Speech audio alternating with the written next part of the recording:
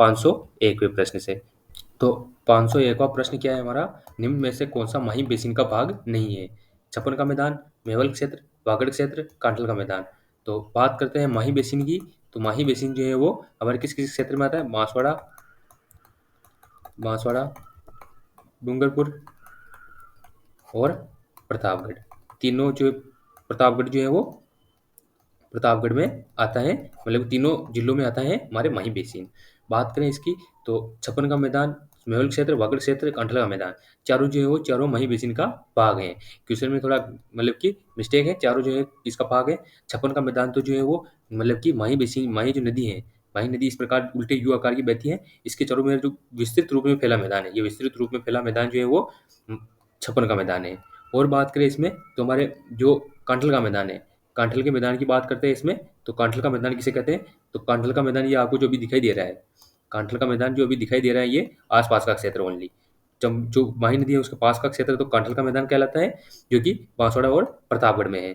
बाकी छप्पन का मैदान जो है बांसवाड़ा, डूंगरपुर तीनों, प्रतापगढ़ तीनों में है। छप्पन का मैदान जो जिसके विस्तृत रूप में चारों तरफ फैला हुआ है। मेवल क्षेत्र, प्रतापगढ़ क्षेत्र को मेवल क्षेत्र कहते हैं। वागड़ क्षेत्र, डूंगरपुर, बांसवाड़ा के तीनों के क्षेत्र को वागड़ क्षेत्र कहा जाता है। अगला प्रश्न हमारा, तो अगला प्रश्न है कोपेन के वर्गीकरण के अनुसार, कोपेन के वर्गीकरण के हिसाब से राजस्थान का सर्वाधिक क्षेत्र किस जलवायु प्रदेश के अंतर्गत आता है? जो कोपेन का जलवायु वर्गीकरण है उसके अनुसार जो राजस्थान है उसका सर्वाधिक भाग किस क्षेत्र में आता है? AW, BWHW, CWG, BSHW। तो किस क्षेत्र में आता है कोपेन के वर्गीकरण के अनुसार? तो CWG, ऑप्शन सी करेक्ट हो जाएगा। CWG जो है, CWG जो है उसमें आता है कोपेन का मतलब कि वर्गीकरण के अनुसार सर्वाधिक भाग। वैसे तो ये छोटा क्षेत्रफल के हिसाब से छोटा है, परंतु कोपेन के जलवायु वर्गीकरण जो है वो वनस्पति के आधार पर है, वनस्पति के आधार पर है। और CWG जो है वो उसमें ज़्यादातर दोहगड़ा वन पाए जाते हैं, दोहगड़ा वन पाए जाते हैं। और राजस्थान में सर्वाधिक दोहगड़ा वन पाए जाते हैं, इसी कारण ये सर्वाधिक मतलब कि विस्तृत क्षेत्र में है। अगला प्रश्न, तो अगला प्रश्न है राजस्थान में नाइट्राइट की उपस्थिति के कारण कौन सी मृदा उर्वरक है? जो नाइट्राइट है उसकी उपस्थिति के कारण कौन सी मृदा मतलब कि क्या है? तो उर्वरक है। लाल रेतीली, भूरी रेतीली, लाल पीली, लाल लोमी। तो कौन सी मृदा हो गई?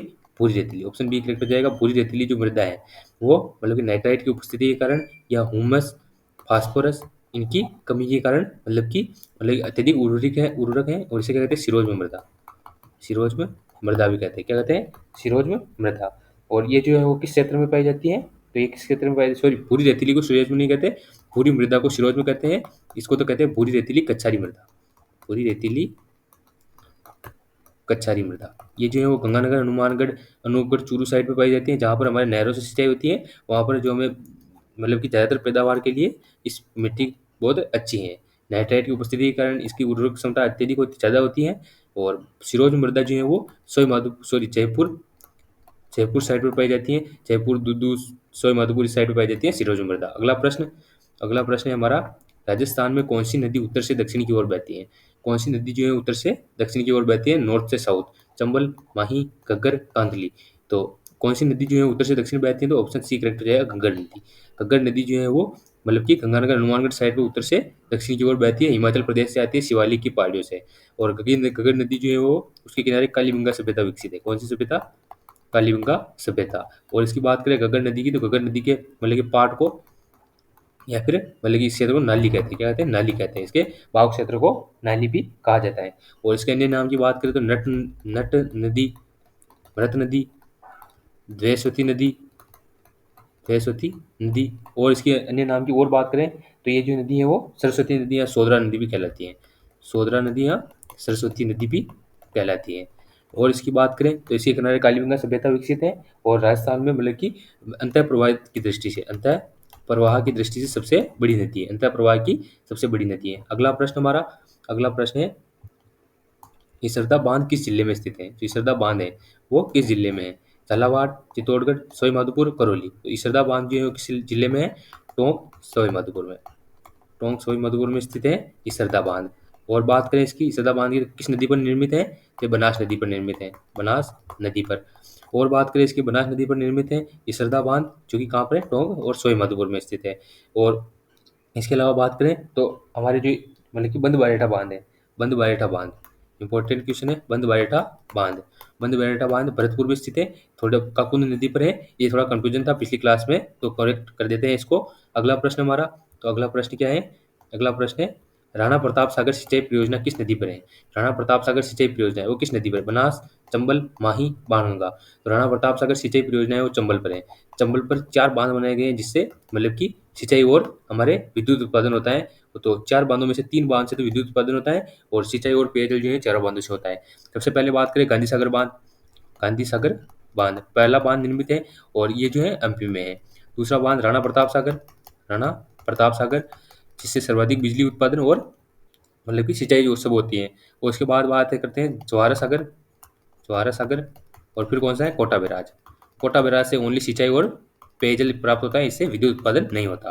अगला प्रश्न, तो अगला प्रश्न है 507वां प्रश्न। तो 507वां प्रश्न है, राजस्थान जल जीवन मिशन में केंद्र और राज्य की भागीदारी है। जो राजस्थान जल जीवन मिशन है उसमें केंद्र और राज्य की भागीदारी कितनी है? 60-40, 40-60, 50-50, 70-30। तो जल जीवन मिशन जो है उसमें, जल जीवन मिशन जो है उसमें राजस्थान और केंद्र की भागीदारी है 50-50, 50-50% दोनों की भागीदारी है। इसमें क्या है? तो इसमें 15, ये जो है शुरुआत तो इसकी 15 अगस्त 2019 में हुई, 15 अगस्त 2019 में। और इसमें जो घर घर नल 2024 तक, 2024 तक इसमें घर घर नल कनेक्शन पहुंचाने की मतलब कि रखी गई है, इसकी क्षमता रखी गई है। यानी इसमें कितने मतलब कितना पानी मिलेगा? 55 लीटर प्रति व्यक्ति को प्रतिदिन पानी मिलेगा। अगला प्रश्न, अगला प्रश्न क्या है? तो अगला प्रश्न है, राजस्थान का प्रथम राष्ट्रीय उद्यान कौन सा है? राजस्थान का प्रथम राष्ट्रीय उद्यान, रणथंभौर राष्ट्रीय उद्यान, मरु उद्यान, सरिस्का, नाहरगढ़। तो प्रथम राष्ट्रीय उद्यान कौन सा है? रणथंभौर राष्ट्रीय उद्यान। कहाँ पर है? सवाई माधोपुर में, सवाई माधोपुर में। क्षेत्रफल की दृष्टि से सबसे बड़ा है। और इसकी बात करें ऐसे मतलब कि राष्ट्रीय उद्यान का दर्जा कब मिला? 1980 में। 1955 में इसकी स्थापना हुई थी अभ्यारण्य के रूप में, 1980 में इसे राष्ट्रीय उद्यान का दर्जा मिला। और राजस्थान में कुल कितने राष्ट्रीय उद्यान है? 3 है। दूसरा केवलादेव राष्ट्रीय उद्यान, केवलादेव घना पक्षी विहार और मुकुंदरा हिल्स। इसको कब मिली मतलब कि राष्ट्रीय उद्यान की? तो 1981 में। इसको 2012 में राष्ट्रीय उद्यान बनाया गया। तो ये तीनों राष्ट्रीय उद्यान हो गए राजस्थान के। नेक्स्ट प्रश्न की बात करते हैं। नेक्स्ट प्रश्न है, मूंगफली उत्पादन में भारत में राजस्थान का कौन सा स्थान है? जो मूंगफली उत्पादन में भारत में राजस्थान का स्थान पहला, दूसरा, तीसरा, चौथा। तो मूंगफली उत्पादन में कौन सा स्थान है? तो मूंगफली उत्पादन में हमारा राजस्थान का स्थान है दूसरा। भारत में पहला स्थान किसका है? गुजरात का, गुजरात का पहला स्थान है। दूसरा हमारे राजस्थान का है। और राजस्थान में फर्स्ट नंबर पर कौन है? तो राजस्थान में फर्स्ट नंबर पर है बीकानेर। बीकानेर का कौन सा क्षेत्र? लूणकरणसर, लूणकरणसर। इसे क्या कहते हैं? राजस्थान का राजकोट कहते हैं, राजस्थान का राजकोट। और यहीं पर जो है वो मूंगफली मंडी भी स्थित है राजस्थान की। अगला प्रश्न हमारा, अगला प्रश्न है, एचपीसीएल राजस्थान रिफाइनरी लिमिटेड कहाँ स्थित है? जो एचपीसीएल है वो कहाँ स्थित है? बूंदी, बाड़मेर, जोधपुर, जालौर। तो एचपीसीएल जो मतलब कि राजस्थान में रिफाइनरी है वो कहाँ पर स्थित है? तो ये हमारी स्थित है कहाँ पर? बाड़मेर में। बाड़मेर में पहले थी, अब ये बालोतरा में आ गई है। नए जिलों के गठन के बाद बालोतरा में आ गई। बालोतरा में कहाँ पर? पचपदरा, पचपदरा बालोतरा में। ये यहाँ पर पेट्रो कॉम्प्लेक्स बनाया गया है, पेट्रो कॉम्प्लेक्स, कॉम्प्लेक्स बनाया गया है, जिसमें हमारे मतलब कि एचपीसीएल और मतलब कि राजस्थान जो राज्य है उसकी भागीदारी कितनी है? 74-26 की। एचपीसीएल की 74% है और 24% राजस्थान की है, मतलब कि राज्य की है। ये जो है पेट्रो कॉम्प्लेक्स तैयार किया गया है। इसकी 2018 में उद्घाटन, 2018-19 में उद्घाटन किसने किया? नरेंद्र मोदी, प्रधानमंत्री नरेंद्र मोदी द्वारा पेट्रो कॉम्प्लेक्स का उद्घाटन किया गया। अगले प्रश्न की बात करते हैं। तो 511वां प्रश्न क्या है हमारा? राजस्थान का प्रथम वस्त्र उद्योग स्थापित कहाँ हुआ? गंगानगर, भीलवाड़ा, भिवाड़ी, ब्यावर। राजस्थान का प्रथम वस्त्र उद्योग कहाँ स्थापित किया गया? ब्यावर में। ब्यावर में स्थापित किया प्रथम वस्त्र उद्योग। और ब्यावर में 3 मिलें स्थापित की गई, 3 मिलें स्थापित की गई। 3 मिलों के नाम की बात करें, सबसे पहले 1889 में कृष्णा मिल ब्यावर, कृष्णा मिल, इसकी स्थापना की गई सबसे पहले, सबसे पहले लेकिन राजस्थान में सबसे पहले इसकी की स्थापना की गई। उसके बाद 1906 में कौन सी? एडवर्ड मिल, 1906 में एडवर्ड मिल, ये भी ब्यावर में। 1925 में महालक्ष्मी मिल, महालक्ष्मी मिल। ब्यावर में 3 मिलों की स्थापना हुई। ये कौन सी हैं? तो ये तीनों निजी क्षेत्र की मिलें हैं। राजस्थान में प्रथम प्रथम वस्त्र उद्योग कृष्णा मिल ब्यावर, इसकी स्थापना दामोदर दास राठी और कर्नल डिक्सन ने की। ये भी आपको याद रखना है। और 1889 में इसकी स्थापना की गई। ये एक प्रश्न कई बार पूछा गया है। बात करें तो राजस्थान का मैनचेस्टर कहलाने वाला भीलवाड़ा किला मैनचेस्टर कहलाता है। और मैनचेस्टर के साथ ही नवीन मैनचेस्टर की बात भी कर लेते हैं, भिवाड़ी। भिवाड़ी खेरतल तिजारा को नवीन मैनचेस्टर कहा जाता है। अगला प्रश्न, तो अगला प्रश्न है हमारा, राजस्थान सरकार ने उद्योग विभाग का नया नाम बदलकर क्या रख दिया? तो उद्योग विभाग का नया नाम क्या रखा गया? उद्योग एवं सहकारिता विभाग, उद्योग एवं तकनीकी विभाग, वाणिज्य विभाग, उद्योग एवं वाणिज्य विभाग। राजस्थान सरकार ने उद्योग विभाग का नया नाम बदलकर क्या रखा? उद्योग एवं वाणिज्य विभाग। वो उद्योग एवं वाणिज्य विभाग ये कब रखा गया? ये रखा गया हमारे 2021 में। 2021 में रखा गया उद्योग एवं वाणिज्य विभाग। अगला प्रश्न हमारा, तो अगला प्रश्न है 513वां प्रश्न। राजस्थान में गैस आधारित विद्युत परियोजना कहाँ स्थापित की गई? छबड़ा, पलाना, अंता, सूरतगढ़। राजस्थान में फर्स्ट गैस आधारित विद्युत परियोजना जो है कहाँ पर है? अंता बारह में। अंता बारह में स्थित है। इसकी बात करें तो अंता बारह जो है वो केंद्र सरकार द्वारा संचालित, केंद्र सरकार द्वारा संचालित पहली गैस आधारित परियोजना है राजस्थान की। और बात करें तो इसके अलावा रामगढ़ परियोजना, रामगढ़ जैसलमेर, रामगढ़ कहाँ पर है? जैसलमेर में। रामगढ़ जैसलमेर में जो है वो राज्य सरकार द्वारा स्थापित पहली मतलब कि गैस आधारित परियोजना है या संचालित गैस आधारित परियोजना है। और ये जो है केंद्र सरकार द्वारा संचालित परियोजना अंता बारह, इसमें राज्य का अंश कितना है? 19.81%। 19.81% राज्य को प्राप्त होता है, यानी कि अगला प्रश्न क्या है? तो उत्तर तलई सिविल एयरपोर्ट स्थित है। उत्तर तलई सिविल एयरपोर्ट जो है कहाँ स्थित है? जोधपुर, बीकानेर, बाड़मेर, जालौर। तो उत्तर तलई सिविल एयरपोर्ट जो है वो कहाँ पर स्थित है? बाड़मेर में। बाड़मेर में स्थित है उत्तर तलई सिविल एयरपोर्ट। बीकानेर में कौन सा एयरपोर्ट स्थित है? नाल एयरपोर्ट। और अभी हाल ही में प्रश्न पूछा गया है जो जोधपुर में स्थित है, राता नाडा। ये प्रश्न जो था वो सीईटी एग्जाम में था, राता नाडा एयरपोर्ट कहाँ पर स्थित है? जोधपुर में स्थित है। अगला प्रश्न है, पश्चिमी सांस्कृतिक केंद्र उदयपुर का सभापति कौन होता है? जो पश्चिमी सांस्कृतिक केंद्र है उस उदयपुर, उसका सभापति मुख्यमंत्री, राज्यपाल, संभागीय आयुक्त, पर्यटन मंत्री। तो पश्चिमी सांस्कृतिक केंद्र उदयपुर का सभापति होता है राज्यपाल। ऑप्शन बी करेक्ट हो जाएगा। राज्यपाल जो होता है उदयपुर में स्थित पश्चिमी सांस्कृतिक केंद्र का सभापति होता है। और जो मुख्यमंत्री जो होता है जो पर्यटन विभाग है उसका मतलब कि अध्यक्ष जो होता है मुख्यमंत्री होता है। सलाहकार या फिर जिस सलाहकार कहते हैं वो मुख्यमंत्री होता है। अगला प्रश्न है, भारतीय सर्वेक्षण विभाग के महानिदेशक अमलानंद घोष ने कालीबंगा सभ्यता की खोज कब की? तो भारतीय सर्वेक्षण विभाग कहाँ पर है? दिल्ली में। इसके जो महानिदेशक थे अमलानंद घोष, उन्होंने कालीबंगा सभ्यता की खोज 1951-52 में की। 1951-52 में कालीबंगा सभ्यता की खोज की। और इसके बाद जो है 1961 से 69 के बीच में, 1961 से 69 के बीच में जो बीबी लाल बालकृष्ण थापर, बीबी लाल और बालकृष्ण थापर, बीबी थापर, और इनके साथ कौन थे? तो एमडी खरे। और कौन थे इनके साथ में? तो एम श्रीवास्तव। इन्होंने मतलब कि उत्खनन किया। इन चारों ने मिलकर 1961 से 69 के बीच में उत्खनन किया। और 1953 में आहड़ सभ्यता की खोज, आहड़ की खोज किसने की? तो अक्षय कीर्ति व्यास ने, अक्षय कीर्ति व्यास ने। अगला प्रश्न है, निम्न में से किस राजपूत शासक को हिंदू व सूरज की उपाधि प्राप्त थी? तो कौन सा राजपूत शासक था जिसे हिंदू व सूरज की उपाधि प्राप्त थी? अमीर, बप्पा सांगा, कुंभा। तो हिंदू व सूरज की उपाधि किसे प्राप्त थी? हिंदू व सूरज की उपाधि प्राप्त थी तो इसे बप्पा रावल को। ऑप्शन बी करेक्ट हो जाएगा। बप्पा रावल को हिंदू व सूरज की उपाधि प्राप्त थी। अमीर को कौन सी उपाधि प्राप्त थी? आप कमेंट करके बताइए। अमीर को कौन सी उपाधि प्राप्त थी? बात करते सांगा जी उपाधि थी हिंदू पद जो थी वो सांगा जी उपाधि थी। और कुंभा जो था, कुंभा की उपाधि कौन सी थी? तो सॉरी, सांगा की तो थी मतलब कि सैनिकों का भग्नावशेष। और अमीर को क्या कहते थे? मेवाड़ का उद्धारक ये इसको कहा जाता था। और कुंभा जो था वो उसको कौन सी उपाधि प्राप्त थी? हिंदू सुल्तान ये इसको उपाधि प्राप्त थी। अगला प्रश्न है, तलवार बंदई कर किसके द्वारा लगाया गया था? तलवार बंदई कर था वो किसके द्वारा लगाया गया था? कृष्ण सिंह, अनूप सिंह, पृथ्वी सिंह, कल्याण सिंह। तो तलवार बंदई कर जो था वो किसके द्वारा लगाया गया था? तलवार बंदई कर जो हमारे पृथ्वी सिंह द्वारा लगाया गया था 1906 में।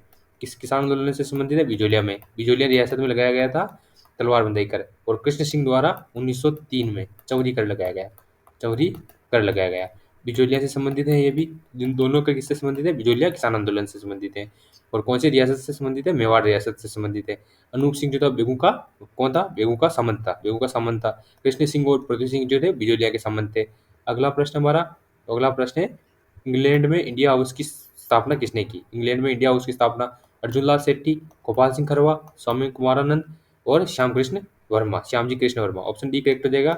श्यामजी कृष्ण वर्मा ने सन 1905 में सन 1905 में इंग्लैंड में इंडिया हाउस की स्थापना की। कब की? 1905 में। अगला प्रश्न है, मत्स्य संघ के प्रशासन को चलाने के लिए गठित मंत्रिमंडल में निम्न में से कौन शामिल नहीं था?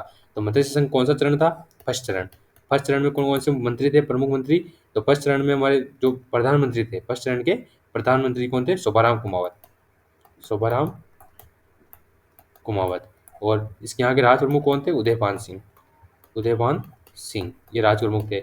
और बात करें मंत्रिमंडल में कौन कौन था इनके? मास्टर भोलानाथ, चिरंजीवी लाल शर्मा, डॉक्टर मंगल सिंह या रमेश चंद्र कुमार? तो इनमें से कौन शामिल नहीं था? रमेश कुमार। बाकी मास्टर भोलानाथ, चिरंजीवी लाल शर्मा, डॉक्टर मंगल सिंह और कौन? जुगल किशोर चतुर्वेदी। जुगल किशोर चतुर्वेदी, ये जो सब थे वो इनके मंत्रिमंडल में शामिल थे। अगले प्रश्न की बात करते हैं। अगला प्रश्न है, प्रसिद्ध लोहागढ़ दुर्ग किस जिले में स्थित है? जो लोहागढ़ दुर्ग है वो किस जिले में स्थित है? दौसा, भरतपुर, नागौर, जयपुर? प्रसिद्ध लोहागढ़ दुर्ग जो है वो कहाँ स्थित है? भरतपुर में। लोहागढ़ भरतपुर में स्थित है और इसका निर्माण सूरजमल द्वारा करवाया गया। सूरजमल द्वारा करवाया गया। और लॉर्ड लेग ने यहाँ पर 5 बार आक्रमण किया था, परंतु इसे जीत नहीं पाया था। ये मतलब कि जीता नहीं गया था। अजय दुर्ग है, मिट्टी का दुर्ग, मिट्टी से बना दुर्ग है, मिट्टी से बना दुर्ग है। और इसकी बात करें तो यहाँ पर जो मत्स्य संघ, अष्टम चरण मत्स्य संघ का था, उसका उद्घाटन हुआ था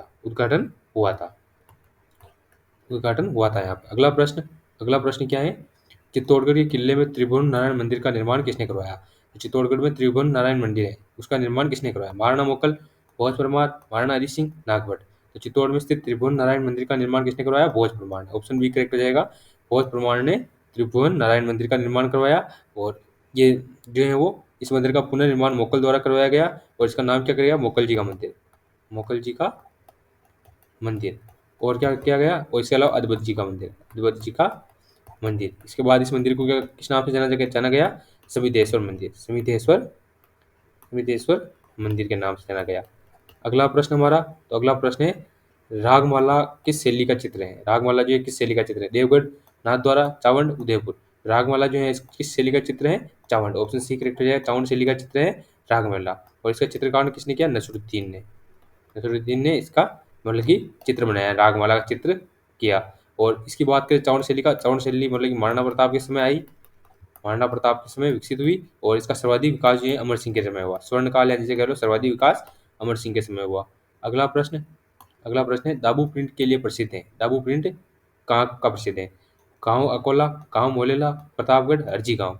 तो बात करते हैं दाबू प्रिंट की। दाबू प्रिंट है अकोला गाँव का प्रसिद्ध है। अकोला गाँव जो है उसका प्रसिद्ध है मोम का दाबू, मोम का दाबू। इसके अलावा बात करें गेहूं के बीजन का दाबू, गेहूं का दाबू कहाँ का प्रसिद्ध है? तो बगरू जयपुर का प्रसिद्ध है मतलब कि गेहूं का। मोलेला राजसमंद की का प्रसिद्ध है टेराकोटा। टेराकोटा जो है वो मोलेला राजसमंद का प्रसिद्ध है। अगला प्रश्न, तो अगला प्रश्न है, देवनारायण जी की पढ़ का वाचन मतलब कि किसके साथ, किस वाद्य यंत्र के साथ किया जाता है? यानी देवनारायण जी की जो फड़े हैं इसका वाचन किस वाद्य यंत्र के साथ किया जाता है? मंजीरा, मांडल, जंतर, रावणता? तो देवनारायण जी की फड़ का वाचन किस वाद्य यंत्र के साथ किया जाता है? जंतर वाद्य यंत्र के साथ। देवनारायण जी की फड़ का वाचन जंतर वाद्य यंत्र के साथ, और रावण होता है वाद्य यंत्र के साथ पब्बू जी की फड़ का वाचन, पब्बू जी की फड़ का वाचन, ये रावण होता है वाद्य यंत्र के साथ। अगला प्रश्न, तो अगला प्रश्न है, गणगौर गणगौर नृत्य अकादमी की स्थापना हुई। गणगौर नृत्य अकादमी किस मतलब कि नृत्य से संबंधित है? कमेंट करके बताइए। इसकी स्थापना कब हुई? 1980, 1985, 1986, 1994? तो गणगौर नृत्य अकादमी की स्थापना कब हुई? 1986 में। ऑप्शन सी करेक्ट हो जाएगा। 1986 में इस नृत्य अकादमी की स्थापना गोवर्धन कुमारी द्वारा की गई। इस नृत्य से संबंधित है घूमर। जो घूमर नृत्य है उसको संरक्षण प्रदान करने के लिए गणगौर नृत्य अकादमी की स्थापना की गई। अगला प्रश्न है, राजस्थान के कौन से लोक देवता जिन्होंने मोहम्मद गजनवी के साथ युद्ध किया था? तो मोहम्मद गजनवी के साथ कौन से लोक देवता ने युद्ध किया था? तेजा जी, गोगा जी, रामदेव जी, पप्पू जी? किन्होंने युद्ध किया था? गोगा जी ने मोहम्मद गजनवी से मतलब कि युद्ध किया था। और इनके साथ मतलब कि मोहम्मद गजनवी का साथ किसने दिया था? सर्जन और अर्जन ने, जो इनके मौसेरे भाई थे। सर्जन और अर्जन ने इनका साथ दिया था। गोगा जी की जो मंदिर है, गोगा जी का मतलब कि गोगा जी की ढाणी खिलेरियों की ढाणी सांचौर जालौर में, खिलेरियों की ढाणी सांचौर जालौर में स्थित है। सांचौर नया जिला बन गया है, सांचौर में स्थित है गोगा जी की ढाणी। और गोगा जी का मंदिर जो है वो प्रमुख मंदिर कहाँ पर स्थित है? कमेंट करके आंसर को बताइए। अगला प्रश्न क्या है? तो अगला प्रश्न है अपना, गोमती सागर पशु मेले का आयोजन कहाँ होता है? जो गोमती सागर पशु मेला है उसका आयोजन उज्जैन, झालरापाटन, करौली, भीलवाड़ा। जो गोमती सागर पशु मेला है उसका आयोजन झालरापाटन, झालावाड़ में होता है। अगला प्रश्न अगला प्रश्न क्या है? भंगोरिया उत्सव किस जनजाति द्वारा मनाया जाता है? भील, मीणा, ग्रासिया, सहरिया। तो भंगोरिया उत्सव किस जनजाति द्वारा मनाया जाता है? ऑप्शन बी करेक्ट हो जाएगा। भील जनजाति द्वारा भंगोरिया उत्सव में मतलब कि जो अपने मतलब कि वर वधु को चुनता है या फिर वधु वर को चुनती है भील मतलब कि जनजाति में भंगोरिया उत्सव में। अगला प्रश्न है जीवन साथी चुना जाता है। अगला प्रश्न वीर सतसई, बलवंत विलास, राम रंजाट के लेखक कौन है? श्यामल दास, सूर्यमल मिश्र, गौरीशंकर, दलपत विजय। वीर सतसई, बलवंत विलास और राम रंजाट के लेखक कौन है? सूर्यमल मिश्रण। सूर्यमल मिश्रण का संबंध किस रियासत से था? बूंदी रियासत से। और इनकी प्रथम रचना तो राम रंजाट थी। पश्च रचना वीर सतसई में इन्होंने 1857 क्रांति की मतलब की वर्णन किया है। और सूर्यमल मिश्रण का एक रचना है वंश भास्कर। वंश भास्कर में बूंदी का इतिहास है। किसका इतिहास? बूंदी का इतिहास है। और बूंदी के राम सिंह जो राम सिंह था उसके दरबारी विद्वान थे सूर्यमल मिश्रण। मावजी के अनुयायी उन्हें विष्णु का कौन सा अवतार मानते हैं? तो मावजी के अनुयायी जो है वो उन्हें विष्णु का कौन सा अवतार मानते हैं? तो बात करते हैं वामन, वराह, कल्कि, मत्स्य। तो किसका अवतार मानते हैं? तो अवतार मानते हैं हमें उन्हें कल्कि का अवतार। किसका अवतार मानते हैं? कल्कि का अवतार। और मावजी जो है वो राजस्थान के किस क्षेत्र से संबंधित है? वागड़ क्षेत्र से। वागड़ क्षेत्र से संबंधित हैं। कौन? तो संत मावजी। और संत मावजी की बात करें तो ये डूंगरपुर में नवा टापुरा, जो नवा टापुरा सावला डूंगरपुर है वहाँ पर इन्होंने निष्कलंकी संप्रदाय की स्थापना की। और इनकी बात करें इनमें तो जो मावजी है मावजी द्वारा चोपड़ा ग्रंथ की रचना की गई। चोपड़ा ग्रंथ की रचना की गई। और इन्होंने जो है वो लसोड़िया आंदोलन चलाया था। कौन सा आंदोलन? लसोड़िया आंदोलन चलाया था। तो ये मेन बात हो गई किनसे संबंधित? संत मावजी से संबंधित। चोपड़ा ग्रंथ की रचना की, निष्कलंकी संप्रदाय सावला नवा टावरा डूंगरपुर में और बेनेश्वर धाम की स्थापना की इन्होंने और लसोड़िया आंदोलन चलाया। अगला प्रश्न है प्लेग रक्षक व ऊँटों के देवता के रूप में प्रसिद्ध है। कौन से लोक देवता जो हैं वो प्लेग रक्षक या ऊँटों के देवता के रूप में पूजे जाते हैं? देवनारायण जी, पप्पू जी, गोगा जी, रामदेव जी। प्लेग रक्षक या ऊँटों के देवता है लक्ष्मण के अवतार। लक्ष्मण के अवतार इसके रूप में किन्हें पूजा जाता है? पप्पू जी को। ऑप्शन बी करेक्ट हो जाएगा। पप्पू जी को पूजा जाता है प्लेग रक्षक, ऊँटों के देवता और लक्ष्मण के अवतार के रूप में। और बात करें पप्पू जी की, पप्पू जी का जन्म कब हुआ? 1239 में कोलवंड फलोदी में जन्म हुआ। और इनके पिताजी का नाम क्या था? पिताजी का नाम था तांदल जी। तांदल जी। और माताजी का नाम था कमला दे। इनकी माताजी का नाम था कमला दे। और सर्वप्रथम राजस्थान में सर्वप्रथम ऊँट लाने का श्रेय किसे जाता है? पप्पू जी को जाता है। पप्पू जी जो है वो रायका जाति का आराध्य देव कहलाते हैं। अगला प्रश्न है निम्न में से कौन सी लोक देवी थार की वैष्णो देवी कहलाती है? चीन माता, चामुंडा माता, तन्नोट माता, आवड़ माता। तो थार की वैष्णो देवी के रूप में किसे पूजा जाता है? तन्नोट माता को। ऑप्शन सी करेक्ट हो जाएगा। तन्नोट माता को थार की वैष्णो देवी के रूप में पूजा जाता है। इसका मंदिर कहाँ पर है? जैसलमेर में। तन्नोट जैसलमेर में इसका मंदिर है। और इसे अन्य किस नामों से जाना जाता है? रुमाल वाली देवी। रुमाल वाली देवी। बीएसएफ के जो जवान होते हैं उन जवानों की बीएसएफ के जवानों की देवी के रूप में पूजा जाता है। और किस रूप में से पूजा जाता है? तो ये जो है वो जैसलमेर में मतलब कि थार की वैष्णो देवी कहलाती हैं। और जैसलमेर में संबंधित जो पाटी राजवंश है पाटी राजवंश की कुल देवी कौन सी है? स्वांग्या माता। स्वांग्या माता पाटी राजवंश की कुल देवी है। अगला प्रश्न 534वां प्रश्न सीताबाड़ी का मेला कहाँ पड़ता है? सीताबाड़ी मेला अरनोद, प्रतापगढ़, चौथ का बरवाड़ा, केलवाड़ा, पुष्कर। तो हमारे सीताबाड़ी मेला जो है वो कहाँ पर पड़ता है? केलवाड़ा बारा में। ऑप्शन सी करेक्ट हो जाएगा। केलवाड़ा बारा में पड़ता है सीताबाड़ी का मेला। सीताबाड़ी का मेला जो है वो हाड़ौती का सबसे बड़ा मेला है। हाड़ौती का सबसे बड़ा मेला या शहरियों का कुंभ। हाड़ौती का सबसे बड़ा मेला और कौन सा? तो शहरियों का कुंभ कहलाता है। और इसकी बात करें सीताबाड़ी के मेले की तो सीताबाड़ी का मेला कब लगता है? ज्येष्ठ अमावस्या को लगता है सीताबाड़ी का मेला। अगला प्रश्न हमारा 535वां प्रश्न राजस्थान में कजली त्योहार का मेला प्रसिद्ध है। राजस्थान में कजली त्योहार का मेला कहाँ का प्रसिद्ध है? पुष्कर, बारा, बांसवाड़ा, बूंदी। तो कजली त्योहार जो है उसका मतलब कि मेला कहाँ का प्रसिद्ध है? बूंदी का। ऑप्शन डी करेक्ट हो जाएगा। बूंदी का। कजली त्योहार के बारे में थोड़ी सी बात कर लेते हैं। कजली त्योहार जो है वो कब मनाया जाता है? ये आता है भाद्रपद कृष्ण तृतीया को। और इस दिन जो तीज आती है उसे क्या कहते हैं? सातुड़ी तीज, बुड्ढी तीज, बुड्ढी तीज और क्या कहते हैं बड़ी तीज, ये इसे कहते हैं कजली तीज को। और कजली तीज का त्योहार कहाँ का प्रसिद्ध है, बूंदी का।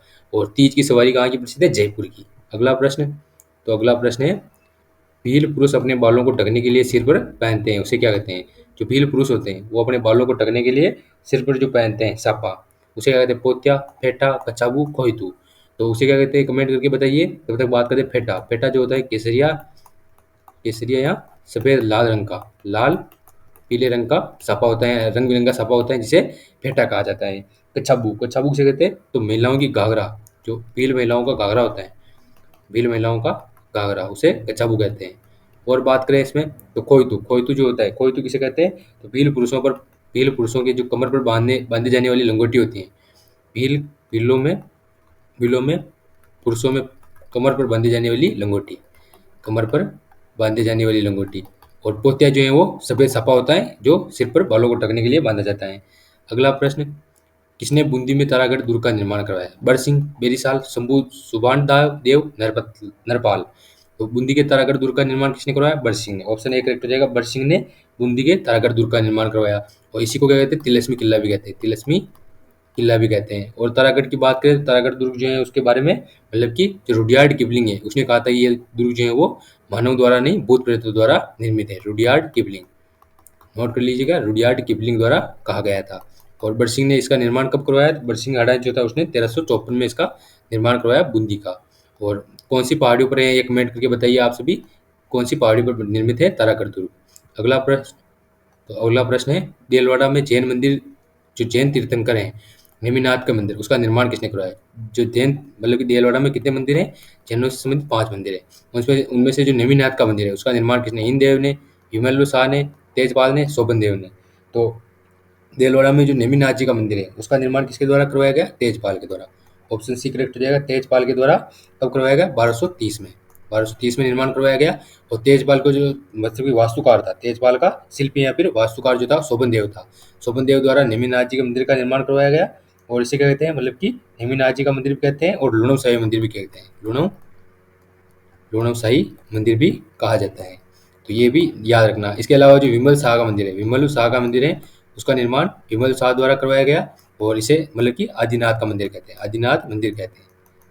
अगला प्रश्न, अगला प्रश्न है हमारा 539वां प्रश्न। 539वां प्रश्न है, हवा मंदिर के हवा हवा महल के मंदिर का निर्माण कब करवाया गया। जो हवा महल है उसका निर्माण 1700 में, 1799 में, 1775 में, 1840 में। तो हवा महल का निर्माण 1799 में करवाया गया। ऑप्शन बी करेक्ट हो जाएगा, 1799 में हवा महल का निर्माण करवाया गया। ये कितने मंजिला है, 5 मंजिला है, 5 मंजिला है। और 5 मंजिला जो ये हवा महल है, मतलब कि इसके जो कारीगर थे उसका नाम क्या था, तो इसके कारीगर जो थे वो, उसका नाम था लालचंद उस्ता। लालचंद जो थे इसके कारीगर थे, लालचंद कारीगर जो थे इसके कारीगर थे। इसके 5 मंदिर के नामों की बात करें तो एक तो शरद मंदिर, और कौन सा, रत्न मंदिर, विचित्र मंदिर, प्रकाश मंदिर और हवा मंदिर। ये सभी इसके 5, मतलब कि 5 मंजिलों के नाम है।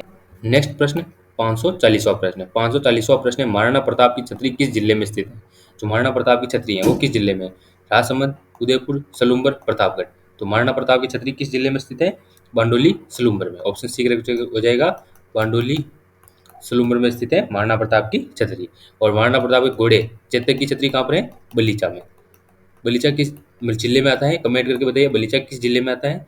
बात करते हैं अगले प्रश्न की। तो अगला प्रश्न है, राजवी, राजवी, सरदार, मुस्तदी और गनायक किस राज्यों के सामंतों की श्रेणियां हैं। जो राजवी, सरदार, मुस्तदी और गनायक हैं वो मेवाड़, मारवाड़, जैसलमेर, जयपुर। तो किस राज्य की सामंत श्रेणियां हैं, ऑप्शन बी करेक्ट हो जाएगा, मारवाड़ की।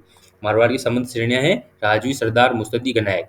राजवी होता है, राजवी जो है उसके बारे में पूछा गया प्रश्न है, 2023 के पेपर में पूछा गया प्रश्न है कि मारवाड़ के सामंत, मारवाड़ के वे सामंत जिनके, मतलब कि जो राजा के निकट संबंधी होते हैं, उनके 3 पीढ़ियों से, मतलब कि कुछ कर माप होता है, यानी कुछ कर माप होता है, जैसे चाकरी कर या रेख कर जो होते हैं वो माप होता है। ये सामंत श्रेणियां हैं। अगला प्रश्न, अंग्रेजों के साथ करौली राज्य ने संधि कब की। जो अंग्रेजों के साथ करौली राज्य था उसने संधि कब की, 9 नवंबर 1817, 17 नवंबर 1817, 26 दिसंबर 1817, 9 मार्च 1817, सॉरी 1818। तो करौली ने संधि कब की, 9 नवंबर 1817 को।